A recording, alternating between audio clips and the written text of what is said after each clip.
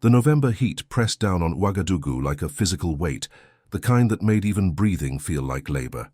Inside the presidential compound, air conditioning struggled against the relentless sun, creating pockets of cool air that felt like temporary refugees from the inferno outside.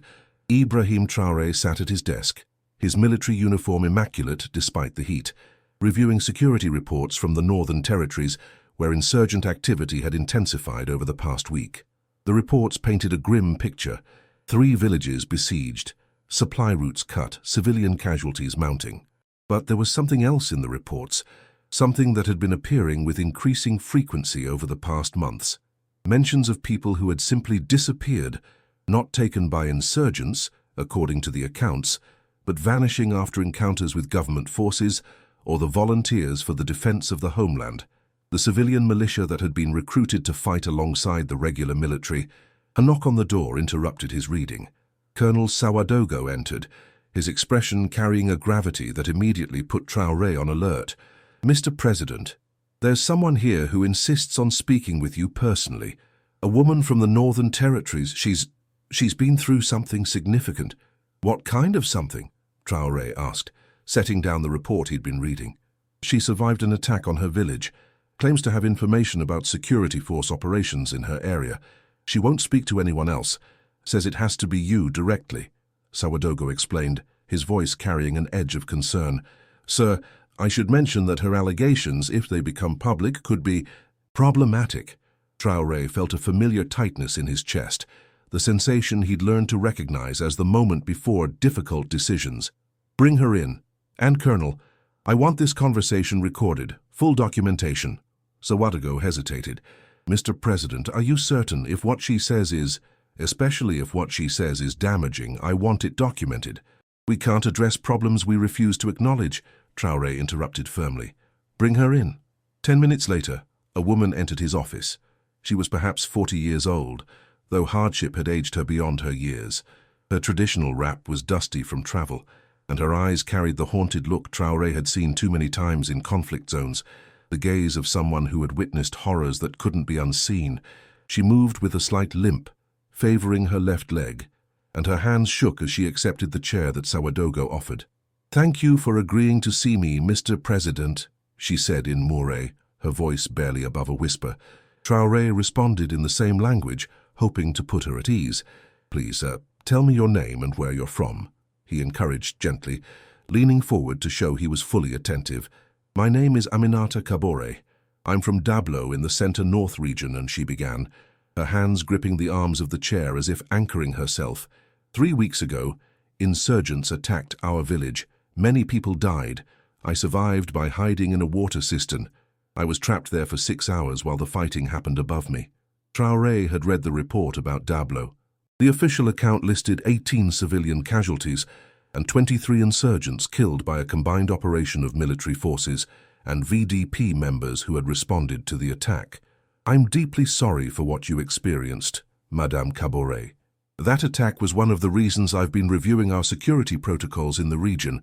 She looked at him with those haunted eyes, and Traoré saw something shift in her expression, a decision being made, a threshold being crossed. "Mr. President, that's not why I came. After the insurgents retreated, the military and VDP forces arrived. They were supposed to secure the village, to help us, but they started rounding up men, young men mostly, but also some older ones. They said they needed to identify collaborators, people who had helped the insurgents." A cold feeling began spreading through Traoré's stomach. "Go on." "They took 27 men from our village that day, put them in trucks, said they were taking them for questioning at the military base in Kaya. That was 3 weeks ago, Mr. President. None of them have come back. None of their families have heard from them. When we've tried to ask at the military base, they tell us there's no record of anyone being brought in from Dablo." Chapter 2. The silence in the office was absolute. Ouagadougou stood rigid by the door, his professional mask slipping just enough to show the concern beneath. Traoré felt the weight of those words settling over him like a physical burden. 27 men. No records. 3 weeks. "Madame Kabore, these are serious allegations," Traoré said carefully, though his mind was already racing through implications. "Do you have the names of these men?" She reached into her wrap, and pulled out a folded piece of paper, worn from being handled repeatedly. I wrote them down, all 27. I knew that if I didn't write them down, if I didn't remember them, they might be forgotten completely. She handed the paper to Traoré with trembling hands. He unfolded it carefully, seeing names written in careful script, each one representing a life, a family, a person who had simply vanished. The handwriting showed the effort of someone with limited formal education, each letter formed with concentration and purpose. Ousmane Sawadogo, 23 years old, farmer. Abdoulaye Kabore, 19, Chao student. Musa Ouedraogo, 35, carpenter. Traoré read aloud, his voice growing quieter with each name. The list went on, a catalogue of the disappeared, each entry ending with a simple note about their occupation, their age, their place in the community. "There's more, Mr. President." "Why?" Aminata continued, her voice gaining strength as if the act of speaking was breaking through years of enforced silence. "Before I came here, I spoke with people from other villages in our region. I heard the same stories. Men taken for questioning after insurgent attacks, men who never return, families who receive no answers. I've compiled more names. Many more names." She pulled out another paper, this one with at least 50 names written in the same careful script. Traoré took it, feeling the weight of it in his hands, as if the paper itself was infused with the gravity of the disappeared lives it represented. "Why come to me personally?" Traoré asked, though he suspected he knew the answer. "Why not go through official channels, file formal complaints?"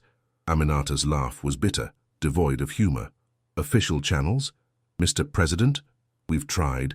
We've gone to the regional military command, to the police, to local government offices. We're told to be patient, that investigations take time, that the men might be in custody somewhere for their own protection. Or worse, we're told that if our men are missing, perhaps they had something to hide. Perhaps they were insurgent sympathizers who deserved whatever happened to them." The accusation hung in the air, not directed at Traoré personally, but at the system he now led. The apparatus of state power that had apparently failed these families so completely. He looked at the names again, feeling a familiar internal struggle. Part of him wanted to believe there was an explanation, that these were administrative errors or communication breakdowns in the chaos of counterinsurgency operations, but another part, the part that had seen too much of human nature in his years as a soldier, knew that where there was smoke there was often fire. "I came to you," Aminata continued, "because you're different. Everyone says so. You talk about sovereignty, about serving the Burkinabe people, about building a nation that works for everyone. I'm testing whether those are just words or whether you meant them. Because if you meant them, then you need to know what's happening in your name with your forces." Traoré stood and walked to the window, looking out over the compound toward the city beyond. Ouagadougou stretched before him, a capital trying to balance tradition and modernity, a nation trying to find its way between multiple threats and competing visions of its future. He had taken power promising security, promising to succeed where his predecessor had failed in pushing back insurgent forces. But at what cost? "Colonel Sawadogo, I want a full investigation initiated immediately," Traoré said without turning from the window. "Contact the military command in Kaya. I want accounting for every person brought in from Dablo 3 weeks ago, and I want similar accounting for every other name on these lists. Sir, with respect, this could take time. Military operations in conflict zones don't always follow perfect documentation protocols. In the heat of battle, in the chaos of securing areas after attacks," Sawadogo began. "Tois then will untangle the chaos," Traoré interrupted, turning back to face the room. "Documentation protocols exist for a reason. If they're not being followed, we need to know why and fix it. And if something worse is happening..."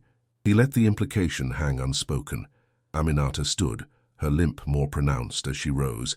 "Mr. President, there's something else you should know. After I started asking questions, after I started collecting these names, 2 men from my own family went missing. My nephew and my brother-in-law. They were helping me gather information, talking to other families, trying to document what's happening. They disappeared 4 days ago." Chapter 3. The revelation hit Traoré like a physical blow. "Your family members disappeared because they were helping you investigate other disappearances." "I believe so, yes. They were taken from our home in broad daylight by men in civilian clothes, driving an unmarked vehicle. Neighbors saw it happen, but were too afraid to intervene. One neighbor said the men looked like intelligence services. Aminata explained, her voice steady despite the tears now streaming down her face. That's when I knew I had to come here, had to speak to you directly. Because if they're disappearing people who ask questions, then we're not just dealing with mistakes or chaos. We're dealing with something systematic. Traoré felt the cold dread in his stomach intensify. He had authorized aggressive counterinsurgency operations, had given his forces wide latitude to operate in conflict zones, had supported the recruitment and arming of civilian militias to supplement regular troops. All of it had been done with the sincere belief that these measures were necessary to protect Burkina Faso's sovereignty and security. But had he created a system that was now consuming its own people? Madame Traoré, I want you to stay in Ouagadougou for now. We'll arrange secure accommodation for you, and I want you to work with investigators to provide every detail you can remember. Names, dates, locations, descriptions of the personnel involved, everything, Traoré instructed, his mind already moving to the logistics of what needed to happen next. Will I be safe here? She asked quietly. If they disappeared my nephew and brother-in-law for asking questions, what will they do to me for bringing this to you? The question was fair and chilling. Traoré looked at Ouagadougou. Colonel, Madame Traoré is under presidential protection as of this moment. I want a security detail assigned to her, discreet but effective. And I want it made very clear through appropriate channels that any action against her will be treated as a direct action against this office. Understood? Ouagadougou nodded crisply. Understood, Mr. President. I'll arrange it personally. After Aminata was escorted out to arrange her accommodation and security, Traoré called an emergency meeting with his senior military and intelligence leadership. The conference room filled quickly. Generals and colonels, intelligence directors, all looking puzzled and concerned about being summoned on such short notice. Traoré waited until everyone was seated, then placed Aminata's lists on the table in front of him.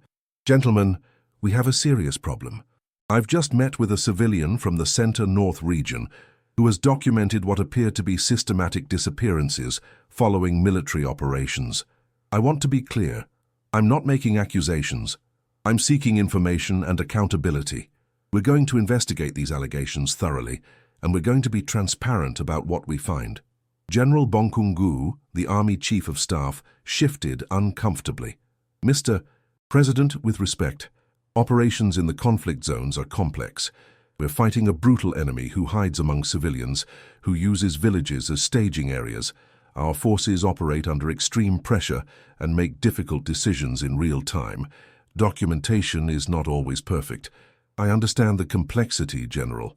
I've operated in those zones myself. That's why I'm not rushing to judgment. But perfect documentation and basic accountability are different things. 27 men were allegedly taken from one village for questioning. 3 weeks later, there's no record of them arriving at any military facility, no record of their detention, no information provided to their families. That's not imperfect documentation. That's complete absence of accountability. Director Ouedraogo of the intelligence services spoke up, his voice measured and careful. Mr. President, there are operational security concerns to consider. Sometimes individuals need to be held without public record for their own protection or for ongoing investigations. If we're too transparent about everyone we detain, we risk compromising sources and methods. I'm not asking for public records, Director.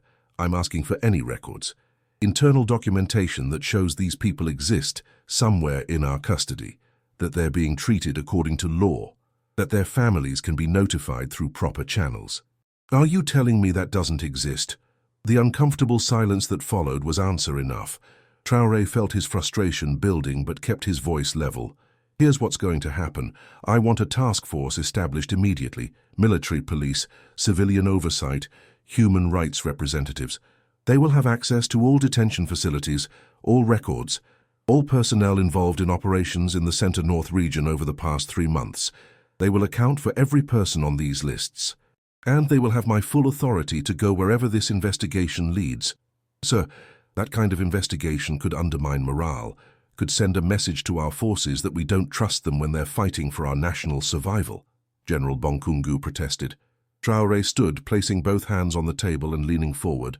Taisi General, I trust our forces to fight with honor, to protect civilians, to follow the laws and regulations that govern military operations. If they're doing those things, an investigation will confirm it and strengthen their legitimacy. If they're not doing those things, then we have a problem that's far more dangerous to our national survival than any external threat. Because a military that terrorizes its own people is not defending the nation. It's destroying it from within. Chapter 4. The investigation was launched within hours, headed by Colonel Traoré, a military police officer with a reputation for thoroughness and integrity.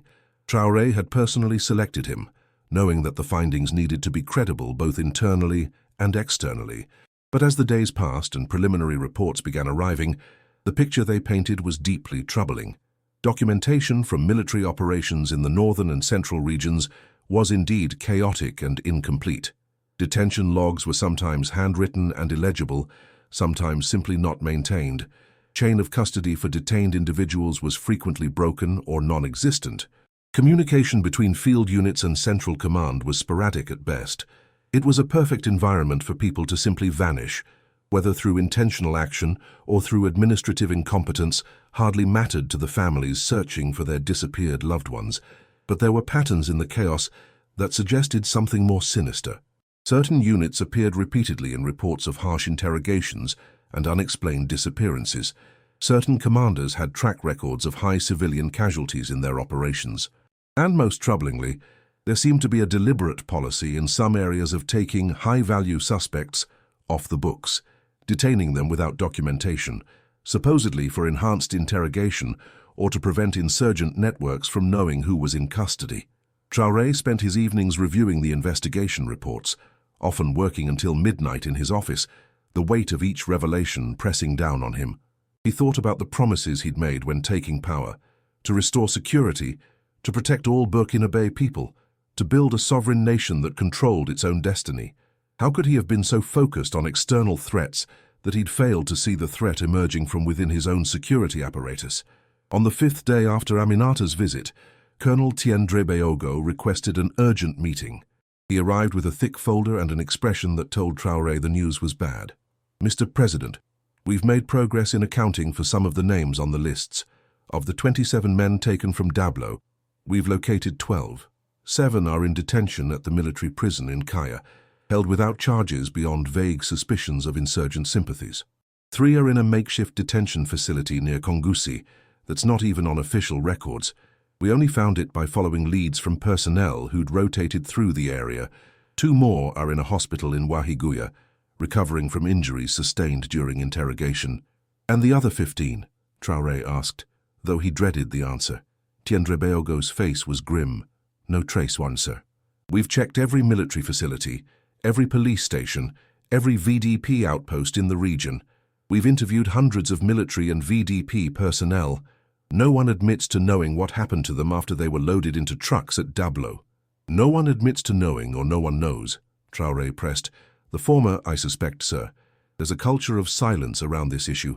Personnel are afraid to talk, afraid of being labeled as undermining operations or supporting insurgents. Some are afraid for more direct reasons. They've seen what happens to people who ask too many questions." Traoré closed his eyes, feeling the weight of those 15 missing lives. 15 families with no answers. 15 people who had been taken by forces operating under his authority and had simply ceased to exist in any official capacity. "There's more, Mr. President," Traoré continued hesitantly. "We started cross-referencing the other names on the lists against our expanded search. We found disturbing patterns. Many of the names listed, people who were alive when Madame Caboret compiled her documentation, have since disappeared, including her nephew and brother-in-law, as she reported." The room seemed to tilt around Traoré. "How many?" "Of the additional 50 names she provided, 18 have disappeared in the 3 weeks since she created that list. Not all from the same areas, they're scattered across the Center, North and Nord regions. But all of them were either family members, asking about disappeared relatives, or community members, helping to document cases of disappearances." Traoré's hands clenched into fists on his desk. "Someone is targeting people who are investigating disappearances. Someone within our security apparatus is systematically silencing anyone who tries to seek accountability. That's our assessment, sir. We believe there's a coordinated effort, likely at the regional command level, to suppress information about detention practices that violate official policy. They're treating documentation and accountability as security threats rather than legal requirements. Who? Traoré demanded. Who specifically is behind this? Tiendrebeogo pulled out another document. Our investigation points to several regional commanders who've created parallel command structures, unofficial detention sites, interrogation teams that don't report through normal channels, intelligence-gathering operations that bypass standard oversight. They justify it as necessary for operational security in a counterinsurgency environment. But the effect is that they've created spaces where they can operate without accountability, where people can vanish without trace. Chapter 5. The names Tiendrebeogo provided were familiar to Traoré. These were officers he'd worked with, some he'd personally promoted, men he'd trusted with significant operational authority because he believed they had the commitment and capability to fight the insurgent threat effectively. Seeing their names associated with systematic human rights violations felt like a betrayal not just of his trust, but of everything he'd claimed his administration stood for. I want these commanders relieved of duty immediately and placed under investigation, Traoré ordered. And I want every unofficial detention site shut down. Every detainee brought into official custody with proper documentation, every family notified. Sir, if we move that quickly, we risk a reaction from within the military. These commanders have loyal troops, and they're operating in some of our most strategic areas. If they resist, or if their units refuse to acknowledge the orders, Tiendrebeogo warned. Then we deal with that when it happens, Traoré interrupted. I will not allow officers under my command to terrorize our own people while claiming to defend them. If that causes a crisis, then it's a crisis we need to face. But that night, as Traoré lay awake in his modest quarters, he confronted the full complexity of the situation. He had come to power through a coup, overthrowing his predecessor partly on the grounds that security operations weren't being conducted effectively enough. He had mobilized civilian militias, expanded military operations, and given field commanders significant autonomy. All of it had been done in the name of national security, sovereignty, and protecting the Burkinabe people from insurgent violence. Now he was discovering that some of those same measures had created opportunities for abuse. The autonomy he'd granted to commanders had been used to create spaces without oversight. The civilian militias he'd armed were operating with even less accountability than regular military units. The emphasis on operational security had been twisted to justify disappearing people who asked inconvenient questions. And the truly difficult question, one that kept him awake into the early morning hours, was how complicit he was in creating this environment. Had he asked enough questions when operations resulted in high civilian casualties? Had he pushed back hard enough when reports of harsh interrogation techniques reached his desk? Had he been so focused on the metrics of territory controlled and insurgents killed that he'd ignored warning signs of systemic abuse? The next morning, before taking any public action, Traoré requested a private meeting with Aminata Kabore. She arrived looking exhausted, the strain of the past weeks evident in her face. The security detail Sawadogo had assigned was doing its job, but protection couldn't erase the trauma of what she'd experienced and witnessed. Madame Kabore, I want to thank you for your courage in coming forward, Traoré began. The investigation you prompted has uncovered serious problems in our security operations, problems that demand immediate correction. Have you found my nephew and brother-in-law? She asked, cutting straight to what mattered most to her. Not yet, but we're looking, and we won't stop until we have answers, Traoré promised, knowing how hollow promises must sound to someone who'd been given so many empty assurances already. I wanted to tell you personally that I'm taking action. Officers who've been responsible for unauthorized detention sites and disappearances are being relieved of command. We're documenting everyone in custody and ensuring families are notified. We're implementing new oversight mechanisms for all detention operations. Aminata listened, and her expression unreadable. When he finished, she was quiet for a long moment before responding. Mr. President, I appreciate what you're trying to do, but I need you to understand something. Every promise you make, every reform you announce, none of it means anything until the disappeared come home, until families have answers, until the people responsible face consequences. I understand. and I commit to you that—" "No," she interrupted with surprising firmness. "You don't understand. Not yet, because your nephew isn't missing. Your brother-in-law isn't vanished. You're making promises from a position of power, but you haven't felt the powerlessness of searching for someone who's been erased from existence. Until the last person on my lists is accounted for, until every family has truth about what happened to their loved ones, your reforms are just words." Her bluntness was like a slap, but Traoré realized it was exactly what he needed to hear. It was easy to focus on policy changes and structural reforms. Those were problems a leader could tackle with orders and organizational charts.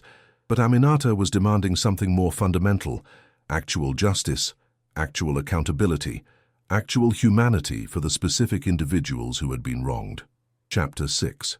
Over the following week, the investigation expanded beyond what Traoré had initially imagined. As Tiendrebeogo's team gained access to unofficial detention sites, and as detainees began to talk, the scope of the abuse became clear. It wasn't just in the center-north region. Similar patterns existed in the Nord, Est, and Boucle du Mohun regions. The problem was systemic, not isolated to a few bad commanders. Some detainees had been held for months without charges, subjected to interrogations that sometimes crossed into torture.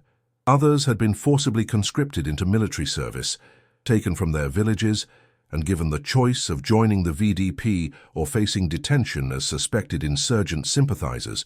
Still others had simply vanished, their fates unclear even to the personnel who had last seen them. The political pressure was intense. Military leadership was divided. Some officers supported Traoré's push for accountability, seeing it as necessary to maintain legitimacy, while others saw it as a dangerous betrayal of forces fighting on the front lines. Regional commanders who were relieved of duty had supporters who claimed they were being scapegoated for doing difficult but necessary work in impossible conditions. International reactions were mixed. Human rights organizations praised the investigation, but noted that Burkina Faso's overall human rights situation had deteriorated significantly since Traoré took power. Regional partners were nervous about any instability in military command structure at a time when insurgent groups were gaining ground. Some foreign observers questioned whether Traoré was sincere about accountability or simply trying to deflect criticism. In the midst of all this, Traoré made a decision that his advisors almost universally opposed. He would visit the families of the disappeared personally, not in a formal presidential capacity with full security and media coverage, but quietly, to listen to their stories and bear witness to their pain. The first family he visited lived in a small compound on the outskirts of Ouahigouya. The father, Seydou Ouedraogo, had 3 sons. 2 had been taken during a military operation 6 months ago. The family had heard nothing since. Seydou received Traoré with dignified reserve, offering water despite the family's obvious poverty.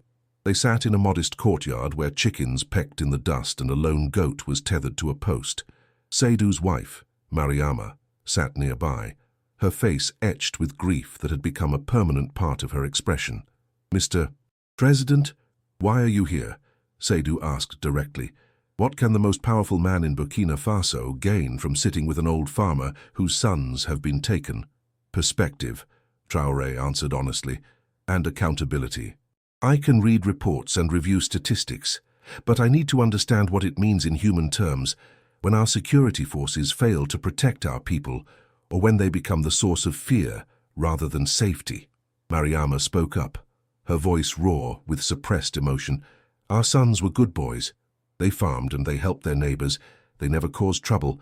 When the military came to our village after an insurgent attack, they rounded up young men for questioning. We understood. We knew they needed to find out if anyone had helped the insurgents, but our sons were questioned right there in the village, and the commander said they were clear that they could go home. Then 2 hours later, different soldiers came back and took them anyway. No explanation, no charges, nothing. 6 months, Mr. President. 6 months of not knowing if they're alive or dead."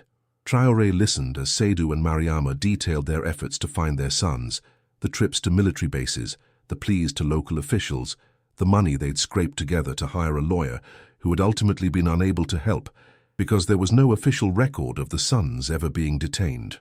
The family's life had been suspended in a horrible limbo, unable to mourn because they didn't know if the young men were dead, unable to hope because months had passed without any word. "If they're dead, tell us," Seydu said finally, his voice breaking. "At least then we could mourn, could bury them properly, could begin to accept it. But this not knowing, it's torture. Every day we wake up wondering if today will be the day we get news. Every sound of a vehicle makes us think, maybe they're being returned. We're trapped in the worst moment of our lives, and it never ends." The visit lasted 2 hours, and by the end of it, Traoré felt fundamentally changed. This wasn't about policy or politics or security strategy. This was about human beings whose lives had been shattered by a system that was supposed to protect them, and he was the leader of that system. If you're enjoying this story, consider subscribing to the channel so we can continue bringing you more and more content. Chapter 7. Traoré visited 7 more families over the next 3 days, each story adding to the weight he carried. An elderly woman whose husband had disappeared, leaving her to care for 5 grandchildren alone. A young mother whose brother had been taken the day after his wedding, his bride now living in a state of suspended existence between wife and widow. A teacher whose colleague had vanished after speaking to students about human rights, creating a climate of fear in the entire school. Each family's story was unique, but they shared common elements: sudden disappearances, lack of information, institutional indifference or hostility when they sought answers. And increasingly, Traoré heard another common theme. People who had tried to document disappearances or seek accountability were themselves disappearing, creating a spiral of silence through fear. The pattern Aminata had described was undeniable. Someone or multiple someones within the security apparatus was actively suppressing information about disappearances and targeting anyone who tried to bring attention to the issue. It was systematic, coordinated, and clearly aimed at maintaining a culture where certain operations could happen without oversight or accountability. Back in Ouagadougou, Traoré called another meeting with his security leadership, but this time the tone was different. He was no longer seeking information or explanations, he was demanding action. "Gentlemen, I've spent the past 3 days meeting with families of the disappeared. I've looked into the eyes of mothers who don't know if their sons are alive. I've listened to fathers who blame themselves for not being able to protect their children from their own government's security forces. And I've made a decision about how we move forward." He paused, looking at each officer in turn. "Every person who has disappeared in connection with security operations will be accounted for within the next 30 days. Living or dead, in custody or released, we will determine their fate and notify their families. Every unauthorized detention site will be closed immediately. Every detainee will be brought into official custody with proper documentation or released.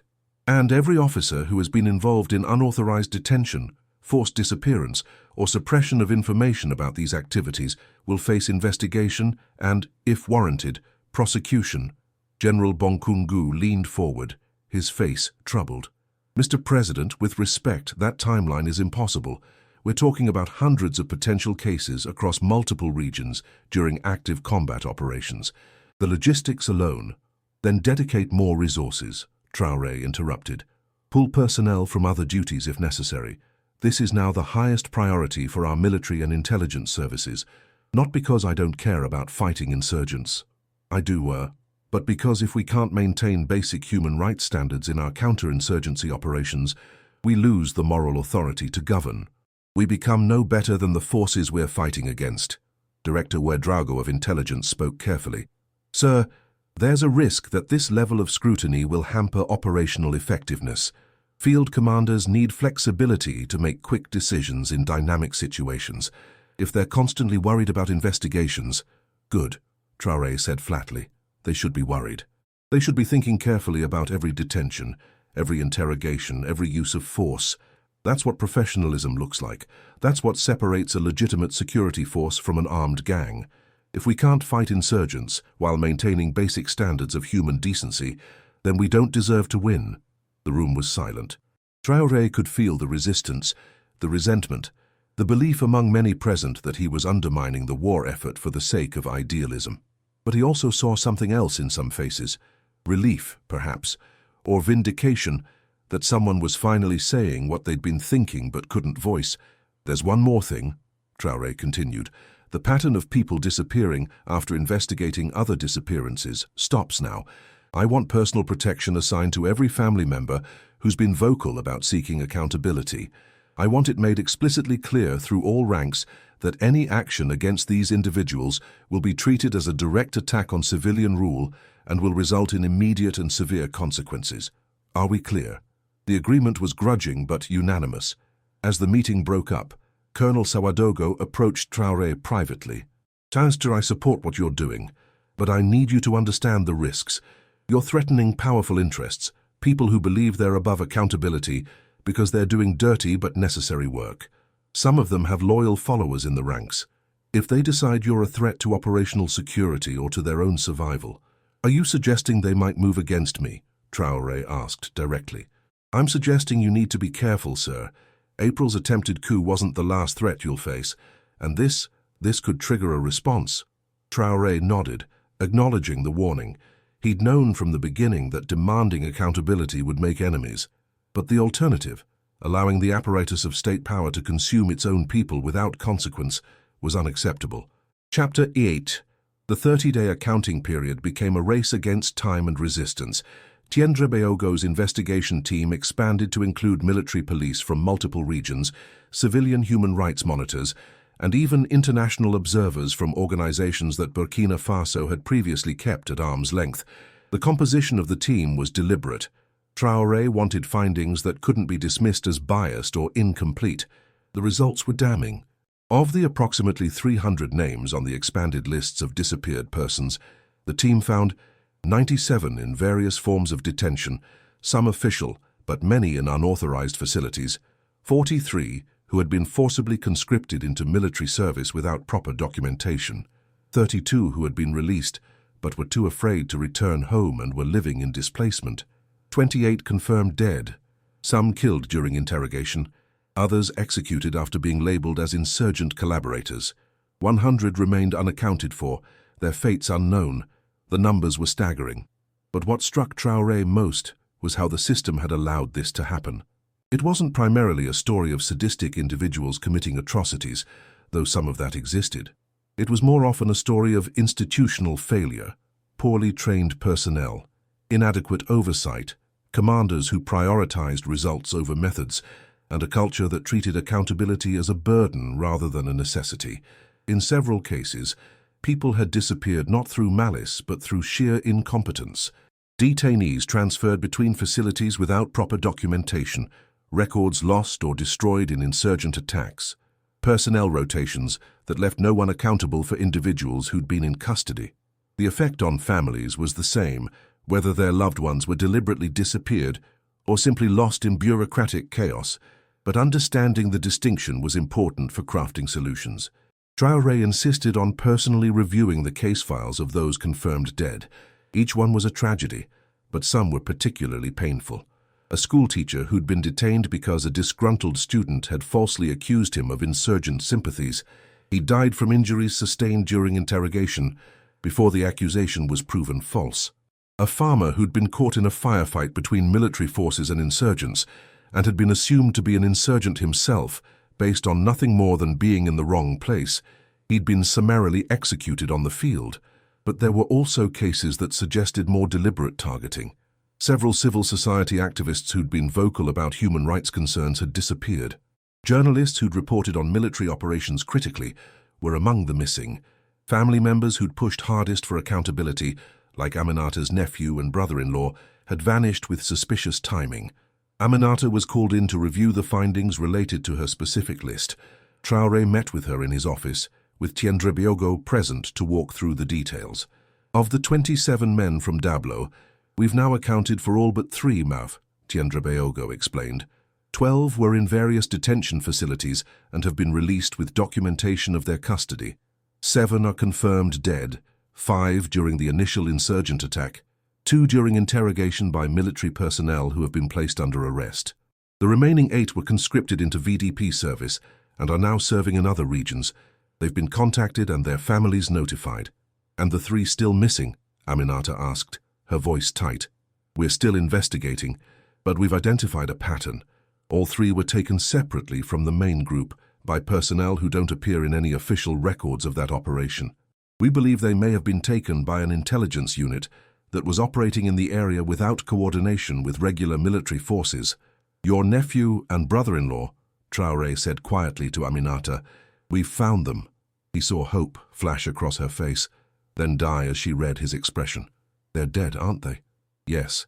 I'm deeply sorry. Their bodies were recovered from a location near Kongusi 3 days ago. Medical examination suggests they died within a week of their disappearance. They were—" he hesitated, hating to say the words. "They were executed, single gunshot wounds to the back of the head, professional, deliberate."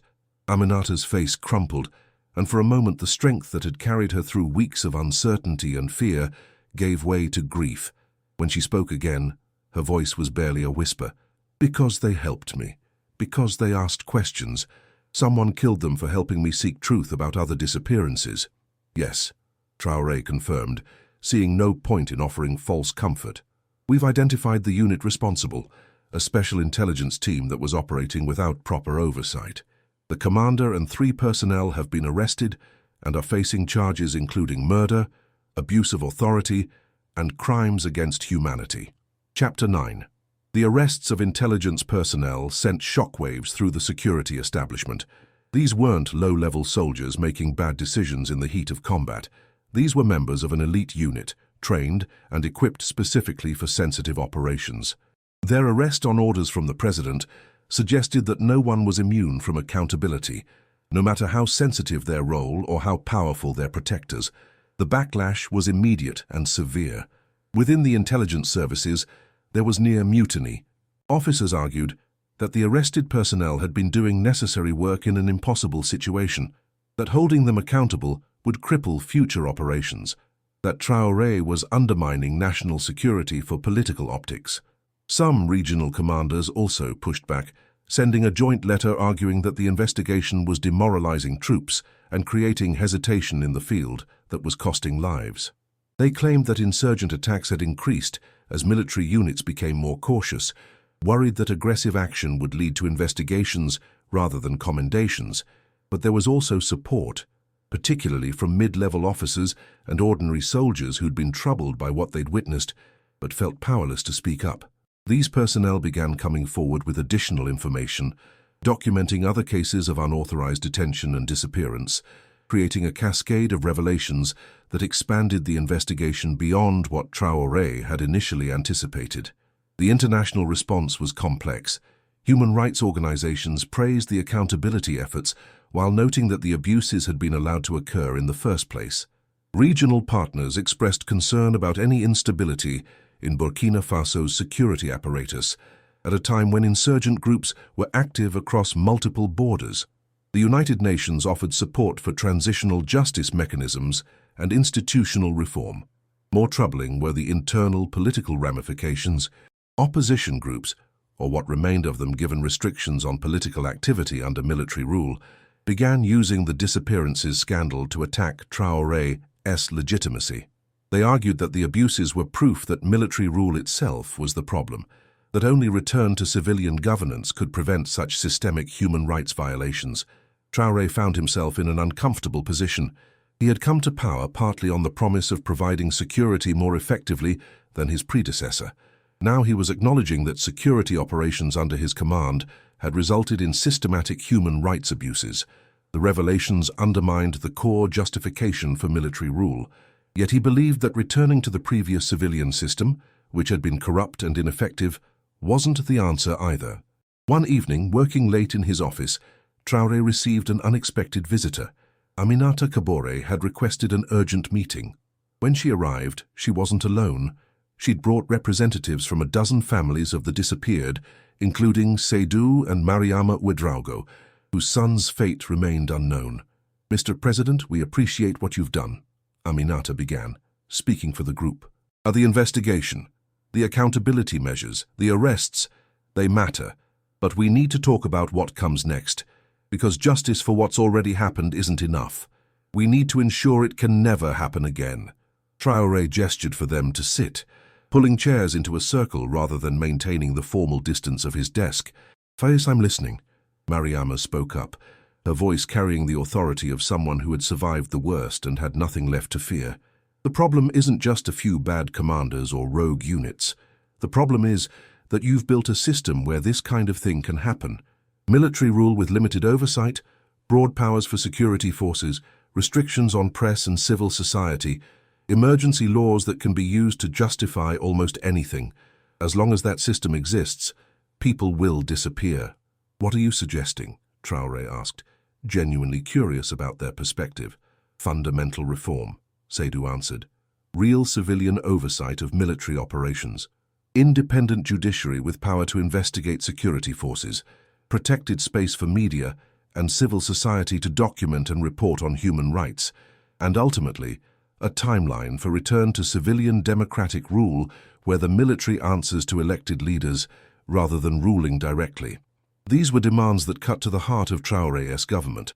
Military rule, by its nature, concentrated power in ways that made abuse easier and accountability harder. The very structure he'd created to provide more effective security had enabled the abuses they were now confronting. I understand what you're saying, Traoré replied slowly, choosing his words carefully, but I need you to understand the context we're operating in. Burkina Faso faces existential threats from insurgent groups. Our previous civilian governments were weak, corrupt, unable to provide basic security. That's why the military intervened, twice in 1 year. If we return to a system that can't function, we're not serving the people either. Then build a system that can function and that respects human rights. Aminata challenged. You're right that weak civilian governance is a problem, but the answer isn't military rule without accountability. That just trades one kind of failure for another. The answer is building institutions that work, civilian or military, that have checks and balances, that can't abuse power without consequence. The conversation continued for over 2 hours, with the family representatives pushing Traoré to commit to deeper reforms than he'd initially envisioned. They wanted constitutional guarantees of civilian oversight, independent human rights monitoring, explicit timelines for democratic transition. They wanted the painful lessons of the disappearances scandal to result in fundamental change, not just surface adjustments. By the end, Traoré had agreed to several significant measures: establishment of an independent human rights commission with power to investigate security forces, creation of civilian oversight boards for detention facilities, explicit regulations on interrogation practices with criminal penalties for violations, and, most significantly, a commitment to national consultations on transitional justice and democratic governance. It wasn't everything the families wanted, but it was more than they'd expected. As they prepared to leave, Aminata pulled Traoré aside privately. Mr. President, I judged you harshly when we first met. I thought you were just another military leader who'd make promises he wouldn't keep. But you've surprised me. You've listened, you've acted, you've faced uncomfortable truths. That matters. I failed you and hundreds of families like yours, Traoré replied honestly. These abuses happened under my command, during my rule. Fixing them now doesn't erase that responsibility. No, it doesn't. But it does show you're different from leaders who refuse to acknowledge problems or who blame others for systemic failures. That difference might be what saves Burkina Faso from repeating this nightmare. Chapter 10. The reforms Traoré initiated faced enormous resistance, particularly from elements within the security services who saw them as constraints on operational effectiveness. Several senior officers resigned in protest, claiming they couldn't do their jobs under the new oversight mechanisms. Some regional commanders simply ignored the new regulations, betting that Traoré wouldn't have the political capital to enforce compliance across the board. They were wrong. Traoré moved systematically to replace commanders who refused to implement reforms, installing officers who understood that accountability and effectiveness weren't contradictory, but complementary. He personally visited military bases to speak with troops, explaining why the changes were necessary and how they would actually strengthen the military's legitimacy and public support. A soldier who knows he's operating within the law fights with confidence, he told assembled troops at a base in Kaya.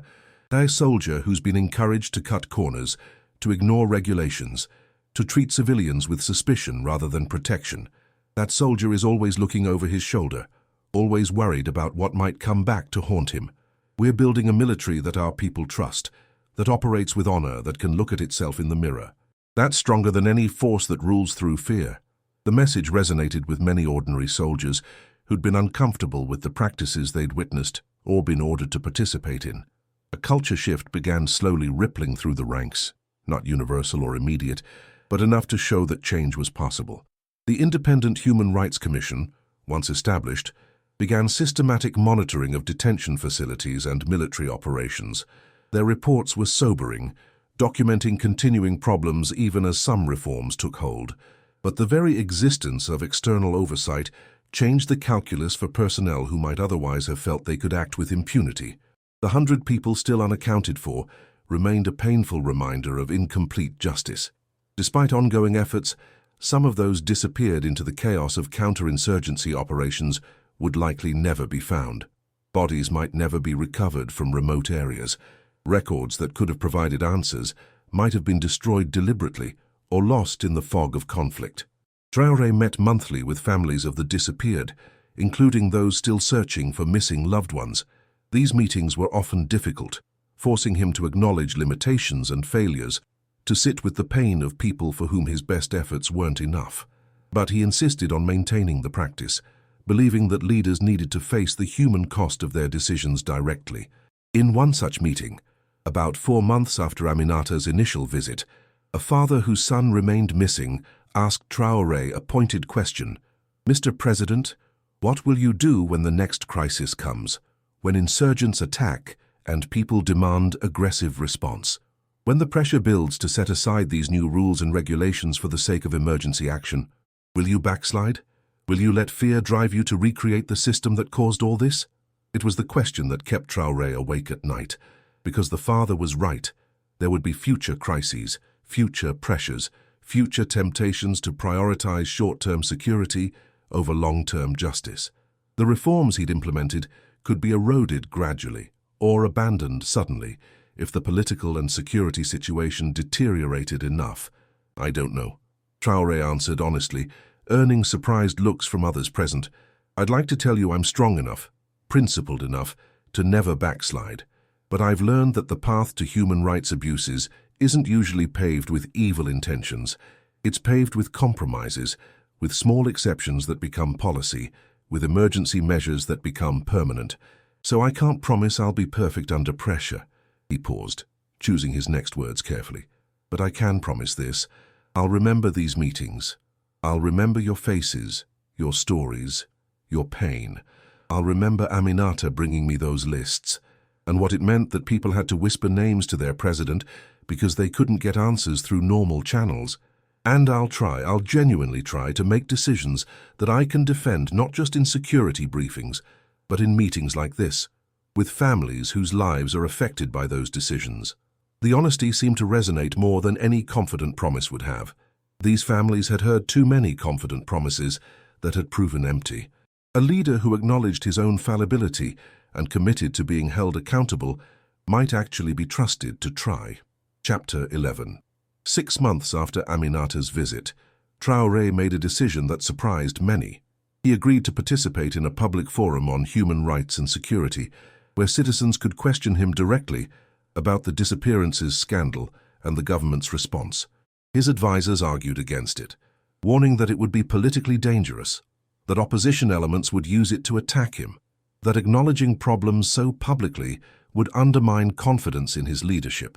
But Traoré believed the opposite, that accountability required transparency, that leadership meant facing criticism directly, and that the Burkinabe people deserved to hear from their president about what had gone wrong and what was being done to fix it. The forum was held in a large hall in Ouagadougou, with hundreds of attendees, including families of the disappeared, civil society activists, journalists, military personnel, and ordinary citizens. It was broadcast on radio and television, reaching audiences across the country. Traoré spoke first, giving a comprehensive account of what the investigation had uncovered, what reforms had been implemented, and what challenges remained.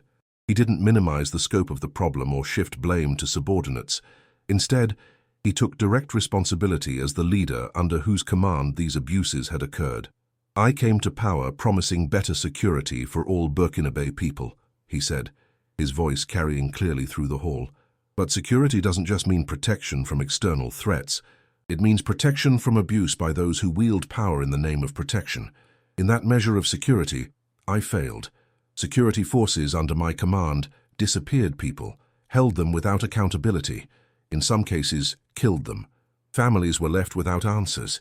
Communities lived in fear not just of insurgents but of those supposedly defending them. The silence in the hall was absolute. I can't undo what happened. I can't bring back the dead or erase the trauma of families who waited months for information about disappeared loved ones, but I can ensure we learn from this failure. I can implement reforms that make such abuses harder to commit and easier to detect. And I can commit to transparency and accountability going forward. The question period was intense. A woman whose brother remained missing demanded to know why, after 6 months, there were still unaccounted individuals. A military officer challenged whether the reforms weren't handicapping security forces in the fight against insurgents. A journalist asked whether Traoré himself shouldn't face consequences for presiding over systematic human rights violations. A civil society activist questioned whether military rule itself was compatible with human rights protection. Traoré answered each question directly, not always satisfactorily. Some questions didn't have good answers, but honestly, he acknowledged when he didn't know something, when reforms weren't working as intended, when the challenges were more complex than simple solutions suggested. But perhaps the most important exchange came near the end, when Aminata Traoré stood to ask a question. The hall recognized her. Her story had become widely known through media coverage of the disappearances scandal. Mr. President, when I first came to you with those lists of names, I was testing whether you were different from other leaders, or whether you'd prove to be just another person who made promises without follow-through. You've done more than I expected, but also less than what's needed. My question is this: what do you want your legacy to be? The president who presided over disappearances, or the president who stopped them and created systems to prevent them? Because right now you're in the space between those two legacies, and which one you end up with depends on what you do from here. Traoré was quiet for a moment, feeling the weight of the question and the eyes of the entire hall upon him. Madame Traoré, I don't think legacies are something we get to choose for ourselves. They're determined by the people who experience the effects of our leadership, by what actually happens, rather than what we intended. But if I had to articulate what I'm trying to achieve, it would be this: to build a Burkina Faso where power is exercised with accountability, where security forces protect rather than prey upon our people, where anyone, from the most marginalized villager to the most powerful official, can seek justice and expect to receive it. He paused, then continued. I probably won't fully achieve that. The problems are too deep, the challenges too complex, the resistance too strong. But I want to move us closer to it than we were. I want to establish norms and institutions that outlast my time in power, that make it harder for future leaders to abuse authority. And I want families like yours to know that when they suffer injustice, their government will acknowledge it rather than deny it, will work to address it rather than suppress it. That's a good answer, Aminata replied. Now prove you mean it through actions, not just words, because we'll be watching. Chapter 12. A year after Aminata brought her lists to the presidential compound, significant changes had taken root in Burkina Faso's security sector, though problems certainly remained. The Independent Human Rights Commission was functioning, if not perfectly, then at least as a meaningful check on security force behavior. Detention facilities operated under civilian oversight, with regular inspections and explicit regulations about interrogation practices. A database had been established to track everyone in military custody, with mandatory notification to families within 72 hours. Perhaps most significantly, a truth and reconciliation process had been initiated to document what had happened during the worst period of disappearances and to provide a forum for families to share their experiences. It wasn't prosecution. Many families wanted criminal accountability that would likely never fully materialize, but it was acknowledgement, documentation, and a commitment that such experiences wouldn't be forgotten or repeated. Of the 100 individuals who'd been unaccounted for a year earlier, 63 had been located, some in unmarked graves, some living under assumed identities in neighboring countries, some who had escaped detention and were too afraid to return home until reforms made it safer. 37 remained missing, their fates likely to remain unknown. For their families, the uncertainty continued as a daily burden. Traoré established a memorial in Ouagadougou for those who had been disappeared, a simple structure with walls bearing the names of confirmed victims and a separate section for those still missing. At the dedication ceremony, he invited families of the disappeared to speak to ensure that their voices, not the government's narrative, defined how this period would be remembered. Seydou and Mariama Ouedraogo were among those who spoke. Their 2 sons remained among the missing, one of the 37 whose fate had never been determined despite exhaustive investigation. "Standing here speaking about our sons doesn't bring them back," Seydou said, his voice rough with emotion but steady. "Nothing can fill the absence they left in our lives, but having their names on this memorial, having their disappearance acknowledged rather than denied, having a president who admits that what happened to them was wrong rather than necessary, that matters. It doesn't heal the wound, but it validates that the wound exists." Mariama added, "We may never know exactly what happened to our boys, but we know they're not forgotten. And we know that other families might be spared what we experienced because people finally started asking questions, demanding accountability, refusing to accept that disappearances are just a normal cost of security operations. That's something."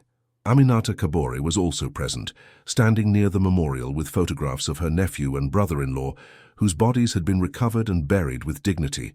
She had become a prominent voice for victims' families, working with the Truth and Reconciliation Commission and pushing for continued reforms. When Traoré finished his formal remarks, she approached him privately.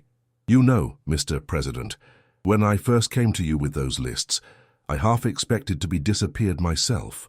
The fact that I'm standing here a year later, still alive, still speaking freely, still pushing for accountability, that's actually remarkable in itself."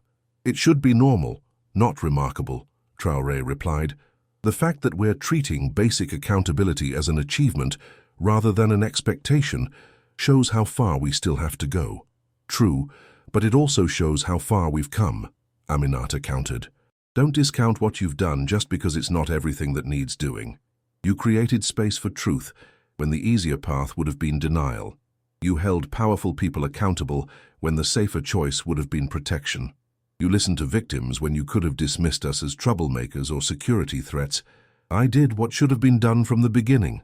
I failed to prevent the abuses, failed to catch them early enough, failed too many families," Traoré said, the guilt he carried evident in his voice. "Yes, you did," Aminata agreed bluntly. "But then you faced those failures instead of hiding from them. You changed course instead of defending the indefensible. That matters more than you might think, especially in a region where leaders usually deny everything and change nothing." As the memorial dedication concluded and crowds dispersed, Traoré remained standing before the walls of names. Each one represented a life interrupted, a family devastated, a failure of the system he led. But each one also now represented acknowledgement rather than denial, documentation rather than erasure, accountability rather than impunity. The work wasn't finished. It might never be truly finished. Disappearances hadn't been completely eliminated, though they had decreased dramatically under new oversight mechanisms. Some perpetrators had escaped accountability through connections or by fleeing to neighboring countries. Some families would never receive the answers they deserved about what had happened to their loved ones, but something fundamental had shifted. A line had been drawn, a standard established, a culture beginning to change. Security forces now operated knowing that abuses would be investigated rather than ignored. Families knew they could speak up about injustice rather than suffering in silence. The broader society understood that effective security and human rights protection weren't contradictory goals, but complementary necessities. Colonel Sawadogo approached as Traoré continued standing before the memorial. "Sir, the convoy is ready whenever you are." "In a moment, Colonel," Traoré replied, still studying the names.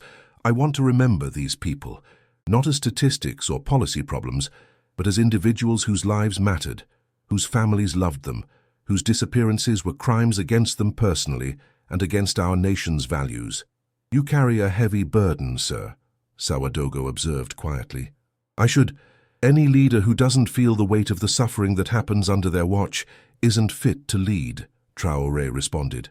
"The day I can look at walls like this without feeling pain is the day I need to step down. because I'll have lost the humanity necessary for leadership.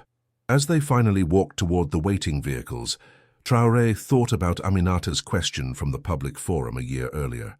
What legacy did he want to leave? He still didn't have a definitive answer, because legacies were written by history, not by the individuals who lived them.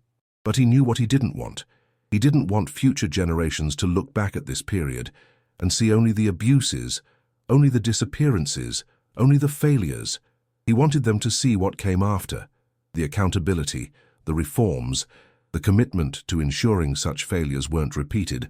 He wanted them to see a leader who, when confronted with uncomfortable truths about abuses committed by forces under his command, chose truth over denial, reform over defense, accountability over convenience. Whether that would be enough to balance the scales, whether the reforms would outlast his tenure, whether Burkina Faso would truly transform into a nation where power was exercised with accountability, those questions remained unanswered. But at least the questions were being asked. At least the conversation was happening. At least the names on those walls would be remembered rather than erased. That wasn't justice, not complete justice, but it was acknowledgement. And acknowledgement, Traoré had learned, was where the path to justice had to begin.